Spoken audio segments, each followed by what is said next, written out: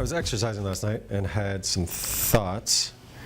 Actually, I had a conversation yesterday with somebody I went through coaching training with, and we caught up yesterday with the phone call, and she was asking me what I was doing, and she was telling me what she was doing. And kind of as we've documented in these videos, part of what I do is kind of meet with some of our employees and kind of have one-on-one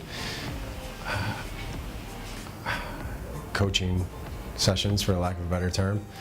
And she asked me if I knew what the ROI was on that, and I said I don't, because I don't know if there is a measurable ROI.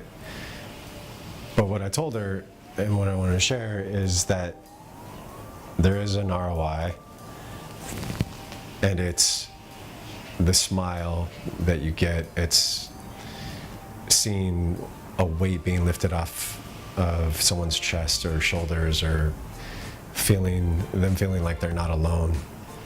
And then how that plays out, the trickle-down effect, how that plays out outside of the company, how they interact with their teammates from there, how they interact with customers. So what's the ROI?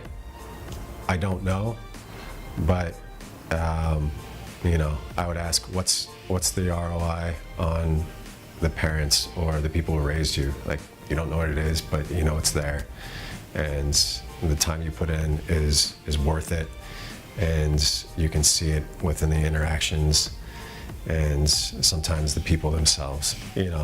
Happier employee trickles down to the customer, and customer has a better interaction. Does that mean they place another order, place a larger order? I don't know. I can't measure that. But I feel fairly confident saying that when a customer's interaction with a company or a representative is a more positive experience, that's going to lead them to repeat or refer or place, a larger order. So yeah.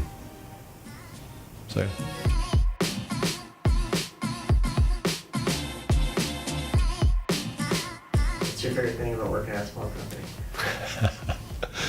So I thought about this question too. I really don't know how to answer it. Like, I haven't been doing these videos for a while because working at a small company allows you the opportunity to help in different areas. So I've recently had the opportunity to help with some financial stuff, kind of getting my feet wet in that. That's an area that I didn't know a lot about. So I've been spending a lot of my time with, on Excel spreadsheets and that type of stuff. So, it's not very compelling to put on camera. So, but then last night, as I was thinking about it, it's, how could I turn that into a message that's compelling for other people? Like, what can they take away from it? And the answer I came up with was, generally there's two ways to move up in a company or make more money at a company.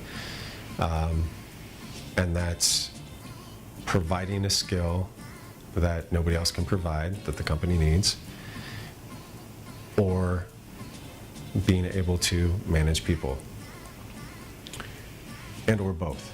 But usually it falls kind of into one of those buckets. So, that's how I've gone about my professional career, is learning different skills and applying that either in the current position I was in or am in, or taking that skill with me and applying it to another job and using that as leverage to either get a higher position or more money, or use it to grow and progress my career. And then from a managing people side, it's I think a lot of people go down that route but don't really understand that managing people actually means like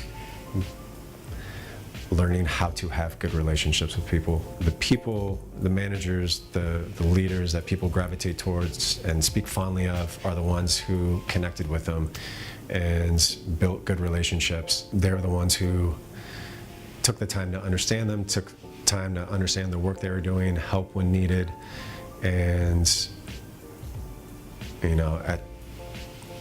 when all's said and done, like people remember the connections, and they worked harder because they had good connections with those people. So, for somebody trying to progress in a leadership role or a management role, supervisor, I would say, just build strong relationships. Like, care about your people. If you want somebody to care about you and the work that they're doing, and care about what you're asking them to do, they need to feel cared about. So to try and tie all this up with a bow, try to put a bow on all of it, I think it comes back to self-awareness. What are you good at? What do you want to be good at? Should you strive for a leadership role, a supervisory role, if you're an introvert and you don't care to build relationships? Or, if you're not detail oriented, should you be trying to learn to code so you can be a web designer? Figure out what your strengths are, figure out what you're passionate about, and go down that path wholeheartedly. Hey everyone, if you're enjoying these videos, press the button here to subscribe to our channel and give us a thumbs up down below.